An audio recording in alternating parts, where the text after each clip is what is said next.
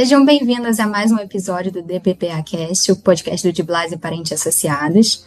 Meu nome é Nicole de Alencar, sou advogada do escritório, e no episódio de hoje a gente vai falar um pouquinho sobre conflitos de marcas e indicações geográficas.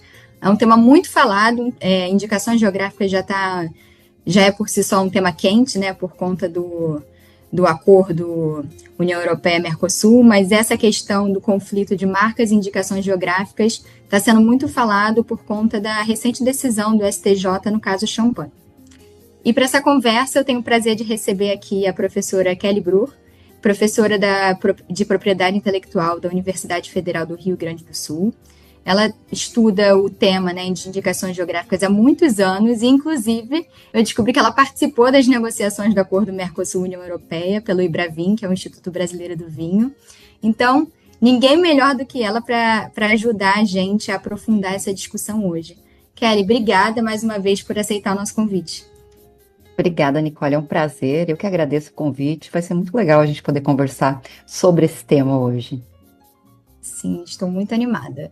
Bom, então para a gente começar então do básico e já aquecendo aqui para entrar no tema, quando a gente fala em conflito de marca e indicação geográfica, qual que é exatamente a controvérsia que aparece e por que esse tema tem ganhado tanta relevância?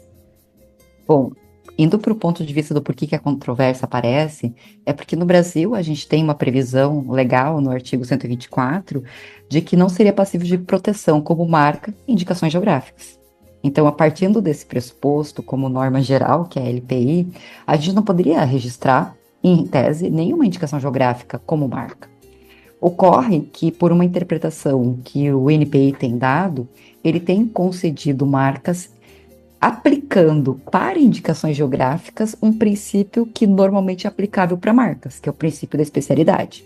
Em marcas, a gente tem a lógica da especialidade e da afinidade, ou seja, a minha proteção está dentro daquele ramo de atividades, que não necessariamente precisa coincidir com as classes, eu posso ter afinidade entre algumas classes também. Então, o que o NP entendeu foi em trazer esse princípio, que é aplicado então para marcas, para as indicações geográficas, que é uma coisa que não está prevista na LPI. Então, esse acho que é a principal controvérsia, digamos assim, jurídica que aparece do ponto de vista normativo. Quando não haviam muitas indicações geográficas registradas ou não havia conflito entre elas, estava tudo bem.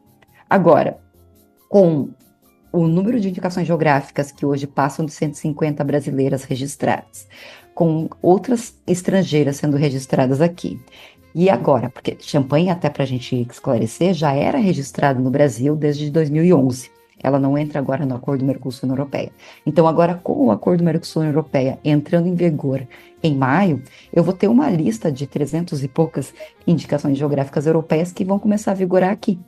Só que essas indicações geográficas não necessariamente estavam protegidas antes e poderá haver uma série de conflitos, porque pessoas que registraram as marcas anteriormente não poderão ser despojadas das marcas, isso já está previsto no próprio acordo.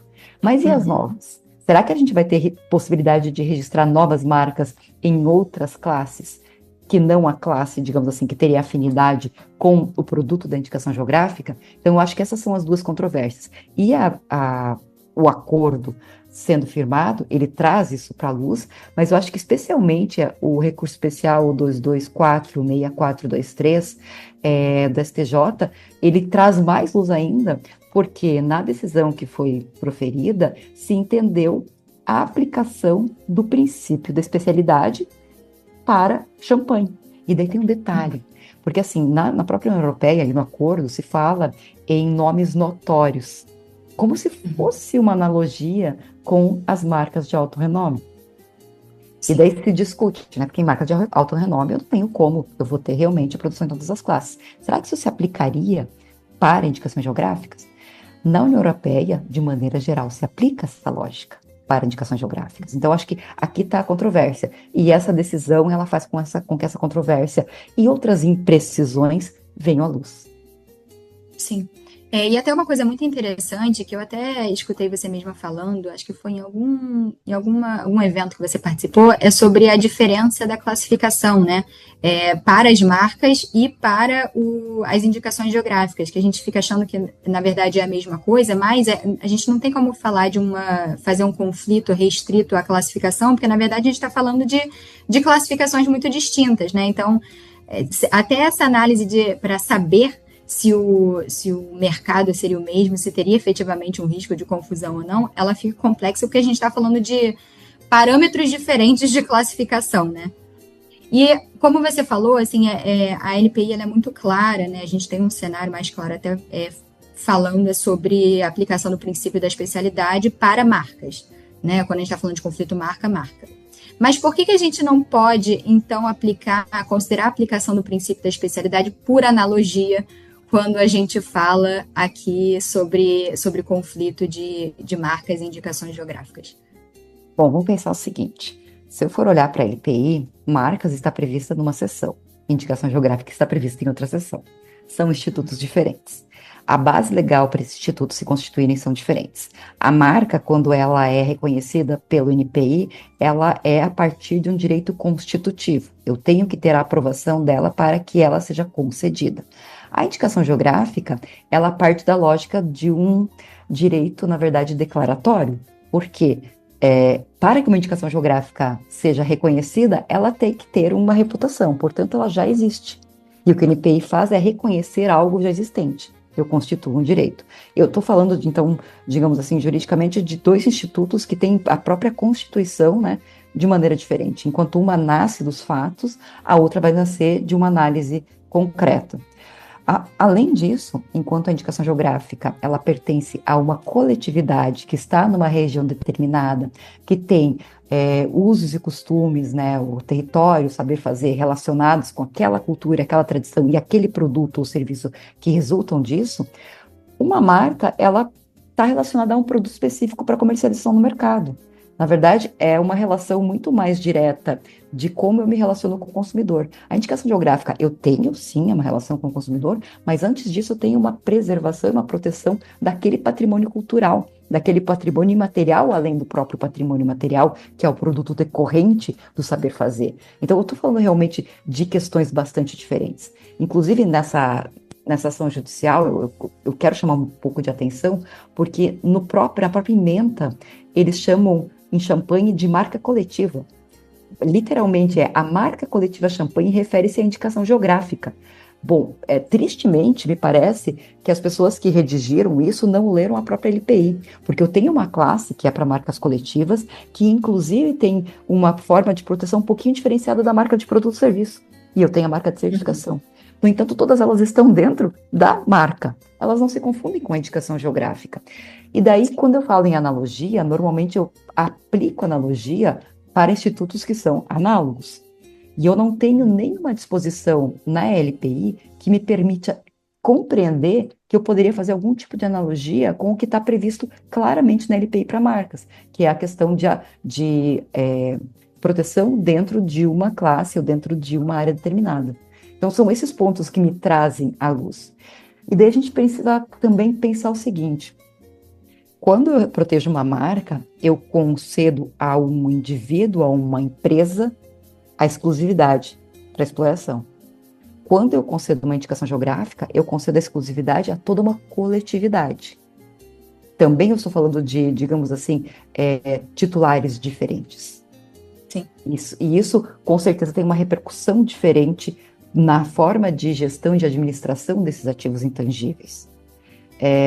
Me parece que são esses pontos que demonstram que esses dois institutos são de natureza diferente.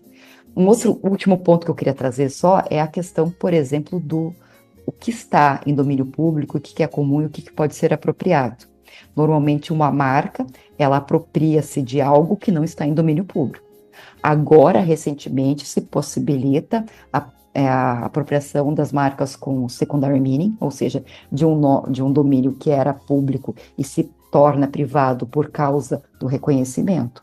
Já a indicação geográfica, ela não se constrói dessa forma.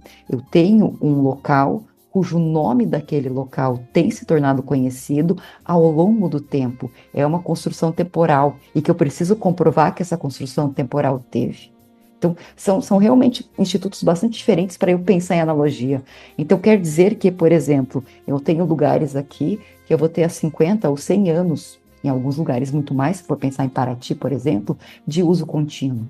E de uma construção, de uma tradição que foi passando de geração em geração. E, de repente, eu posso permitir que um produto que está numa outra classe, de alguma maneira, se aproprie desse conteúdo, desse patrimônio, e não estou considerando isso um comportamento parasitário. Então, eu acho que esse é um ponto que precisa ser considerado quando eu comparo os dois institutos. Algo até que você fala no seu artigo, né, sobre o assunto, eu até posso deixar o link aqui para o pessoal depois, que é realmente um artigo maravilhoso e super didático, que você fala que para a aplicação da analogia não basta que as situações sejam semelhantes, né, mas que as semelhanças sejam determinantes de modo a prevalecer sobre as diferenças. Então, assim, o único ponto de semelhança, pelo que parece, assim, entre marcas e IGs, é que ambos são signos distintivos e protegidos pela propriedade intelectual, e quando que, na verdade, a gente tem, por outro lado, né, milhões de outras diferenças que afastam esses dois institutos, né? E agora, pegando um pouco do final da sua fala e já trazendo para a questão da decisão do STJ, né, que realmente aplicou o princípio da especialidade. Para quem não sabe, basicamente era uma decisão que queria se anular as marcas, uma ação judicial queria se anular as marcas Rose Champagne e Rosa Champagne, que tinha sido registrada para identificação de artigos de vestuário, com base na IG, e ele entendeu que não deveria ser anulada, essas marcas não deveriam ser anuladas, justamente porque atuam em segmentos diferentes. Então, a gente está falando aqui de bebidas, né? E o outro a gente está falando de peças de vestuário, então não teria risco de confusão. Então, o STJ ele aplicou o princípio da especialidade.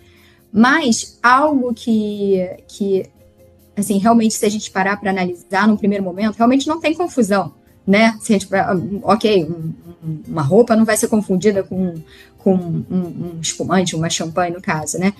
Mas o que eu acho que deixou de ser analisado pelo STJ, o principal ponto, é exatamente isso, são os efeitos indiretos, né? Que a aplicação do princípio da especialidade tem nesse caso. Então, basicamente a gente diminuir a importância do nome geográfico com o tempo, né? É algo que não vai acontecer agora, não vai ter um risco de confusão, ninguém vai comprar uma blusa achando que é uma bebida, ou ao contrário, mas a longo prazo vai ter uma diminuição do vínculo do nome geográfico com o produto, vai criar algo que você falou também, né? Uma situação de desigualdade. Então, se a gente começa a tratar os dois institutos como se fossem a mesma coisa, obviamente um registro de marca ele é muito mais simples do que um registro de IG. Então, as pessoas vão começar o quê? A registrar a marca, porque é muito mais fácil, é muito mais barato, é muito menos técnico. Então, assim, envolve bem menos requisitos. Então, a gente vai acabar diminuindo a força da IG e da própria proteção, né? Pode cair em desuso. O que a gente estaria estimulando, né, a longo prazo seria realmente o desuso. Então, eu queria que se você pudesse complementar um pouco mais quais são os potenciais riscos e prejuízos para a IG quando a gente permite a convivência com marcas idênticas, ainda que em segmentos diferentes. A gente pode pensar numa coisa que acontece com as próprias marcas. O que acontece se uma marca não age quando outras passam a utilizar? Acontece a degeneração da própria marca. Ela deixa de ser identificadora para se tornar um tipo de alguma coisa.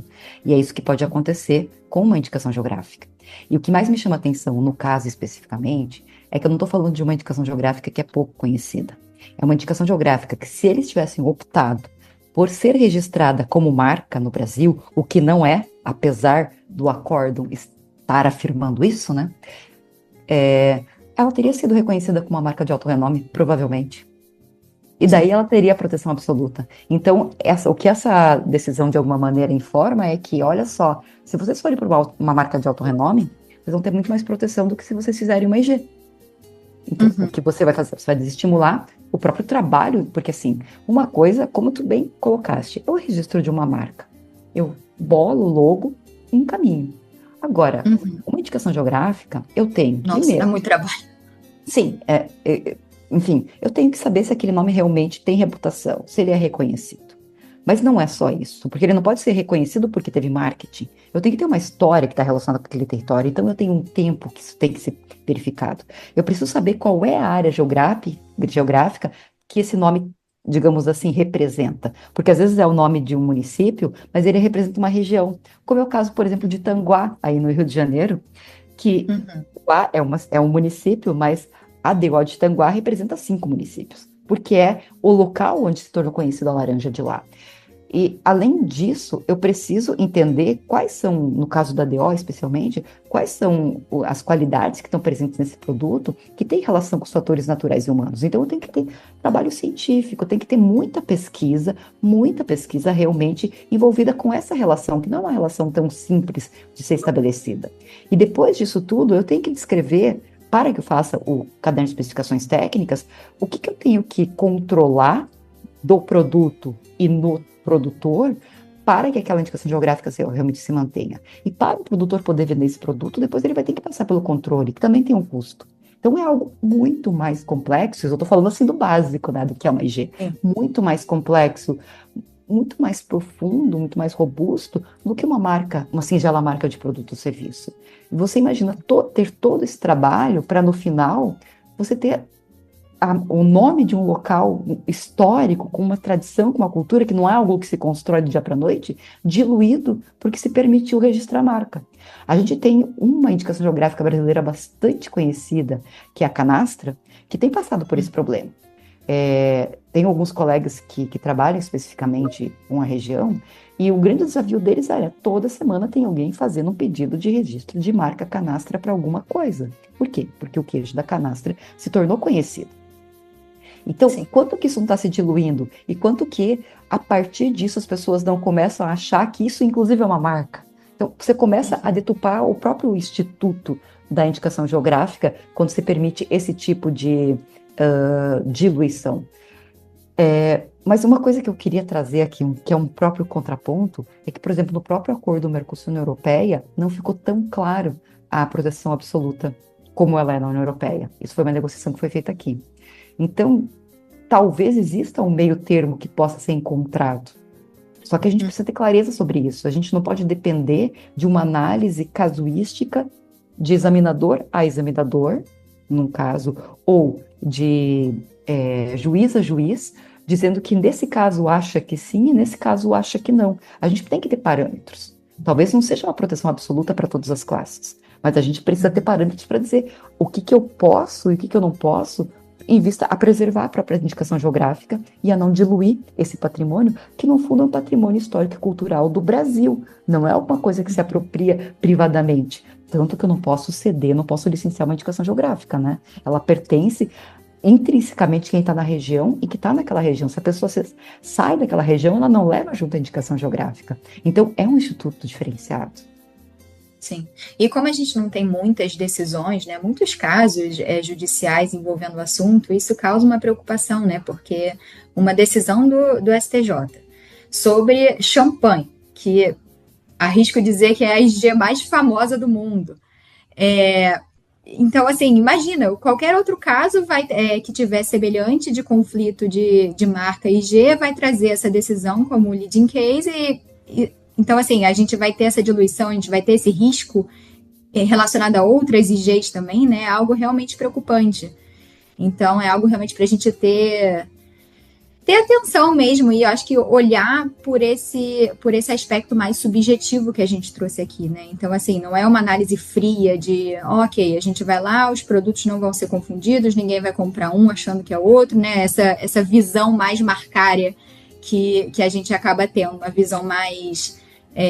por instinto mesmo, a gente acaba analisando a situação dessa forma, mas é importante a gente ampliar um pouco o nosso escopo de visão e olhar esses aspectos mais subjetivos, porque basicamente a gente aqui, como você falou, né, se tivesse sido registrado como marca champanhe, ele teria menos trabalho e um resultado mais favorável. Então, realmente, qual é o estímulo para proteger por IG, até porque também a proteção marcária ela sai muito mais barata, né? Falando em aspectos econômicos também.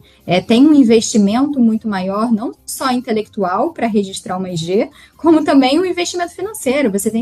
Isso envolve a contratação de milhões de pessoas técnicas, especialistas, assim, fora do direito, né? Fora da propriedade intelectual em si. Então, realmente, tem muito mais investimento, tem muito mais desgaste mesmo, para, no final das contas, ter um resultado não tão favorável assim. Então, acaba realmente sendo um desestímulo prático ao registro das IGs, né?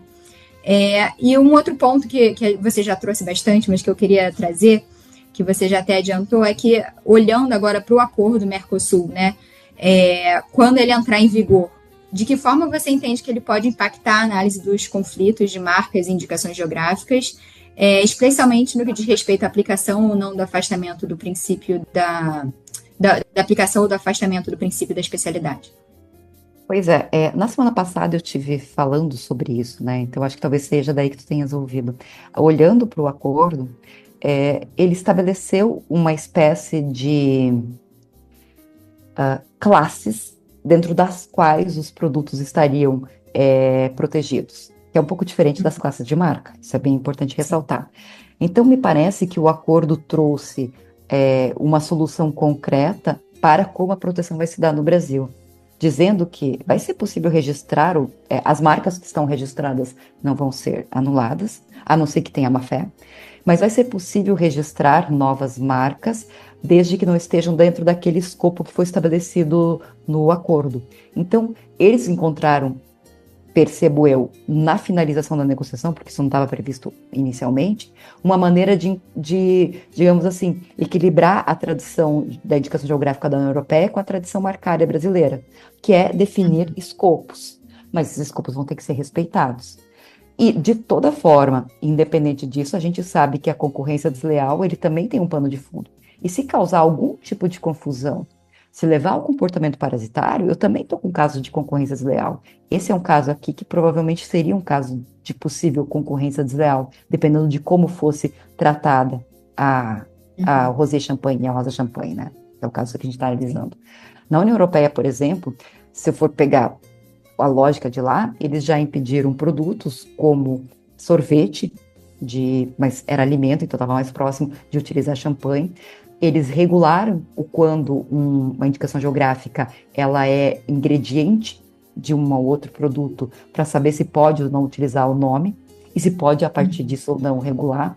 Então eu acho que a partir da entrada em vigor nós vamos ter que primeiro todos nos debruçar sobre a versão final do acordo, compreender que eles encontraram um meio termo entre especialidade e proteção absoluta, olhar para ele e internalizar ele na nossa forma de interpretação, que eu acho que isso vai ser super importante ser feito, tanto no âmbito administrativo pelo MPI, quanto no âmbito judiciário. Isso quer dizer que a gente vai precisar fazer algumas adequações para que a gente comece a trabalhar em harmonia com esse acordo. E vai ser importante que isso valha não só para essas estrangeiras, né? Porque já imaginou, para as estrangeiras eu vou respeitar essa, digamos assim, esse aspecto mais amplo. Mas para nacionais eu posso registrar em qualquer classe, que não seja a classe do próprio produto. Então eu vou ter que ter um equilíbrio de tratamento adequado e igual para nacionais e estrangeiros. Creio que vai trazer bastante celeuma, porque eu já vi, por exemplo, muitos advogados dizendo que se está proibido de utilizar parmesão, está proibido de utilizar gorgonzola, quando na verdade não é que está proibido. Eu tenho uma lista das empresas que têm a permissão de uso. Há uma previsão no acordo que outras empresas que demonstrem que utilizavam de boa fé antes do acordo, né, antes da data de consulta pública, né, poderão solicitar essa utilização. Então, assim, vai ter que olhar com mais parcimônia. Parece no primeiro momento que a gente vai poder ter uma enxurrada de eventuais ações, mas eu acho que a gente vai ter que internalizar a lógica do acordo para daí poder atuar de uma maneira mais adequada e segura, especialmente, né, para quem não é, tipo, a indicação geográfica, o foco principal não é o consumidor, O Sim. foco da indicação geográfica da propriedade intelectual é regular as relações de concorrência. Muita gente fala que é consumidor, não é, são áreas diferentes, né? Mas eu tenho sim um resultado final para o consumidor, que é, se eu começar a ter muita coisa semelhante, o consumidor vai ver confusão, vai ver associação, e poderá cair em algum tipo de associação indevida resultante de algum comportamento parasitário. E não é isso que a gente quer. A gente quer que o mercado seja um mercado leal para todas as partes que estão envolvidas a partir das regras dos jogos que foram aprovadas, né? Sim. Eu acho que agora, né, mesmo com as discussões e com a entrada em vigor do acordo, acho que a gente vai ter que começar a olhar para muitas coisas que a gente não estava olhando, né? Problemas que a gente nem imaginava, essa questão dos ingredientes, por exemplo. Então, assim, a partir de qual porcentagem daquele ingrediente em determinado produto você pode usar aquela IG. Eu acho que tem assuntos muito interessantes, mas por um lado eu acho que vai dar muita discussão ainda. Mas, por outro, eu acho que é uma oportunidade também, não sei como você enxerga isso, mas uma oportunidade da gente aprimorar o nosso sistema também, né? Porque a União Europeia está muito, muito à frente da gente nesse assunto. Acho que a forma como eles enxergam as IGs é muito diferente da nossa, até mesmo pela quantidade de indicações geográficas que eles têm, né? Enfim, eles valorizam muito essa questão, até a França, principalmente. Então, acho que também a gente pode enxergar como um copo meio cheio e uma oportunidade da gente aprimorar realmente o nosso sistema. Eu diria que a gente pode, a partir disso, colocar luz para o nosso sistema. Eu não necessariamente entendo que a gente vai aprender com eles, porque indicação geográfica no Brasil não é a mesma coisa que indicação geográfica na União Europeia. Na União Europeia é um direito, é um bem público, de maneira geral, na maioria dos países, e ele é protegido como um bem público. A gente aqui internalizou ele como um bem, embora coletivo privado, mas a gente vai poder aprimorar o nosso sistema para ver o que é bom para a gente. E só de jogar luz nesse tema e poder divulgar esse tema para o público em geral, já é um baita de um ganho, né? Porque talvez as pessoas começaram a ouvir indicação geográfica pela primeira vez quando ouviram dos produtos importados. E quem sabe a partir deles, eles comecem a descobrir os mais de 150 produtos nacionais protegidos. Exato. Bom, obrigada, Kelly. Assim a gente encerra esse episódio do DBPA Cast. Obrigada a todo mundo que escutou a gente por acompanhar a gente nessa conversa. Se esse tema fizer sentido para você e para o seu negócio, se você quiser entender um pouco melhor dos impactos práticos ou tiver alguma dúvida, a gente está aqui à disposição para esclarecer qualquer questão. E obrigada mais uma vez, Kelly, por ter aceitado o nosso convite. Eu adorei a nossa conversa e tenho certeza que todo mundo vai gostar também. Obrigada. Eu que agradeço, foi um prazer conversar contigo, Nicole.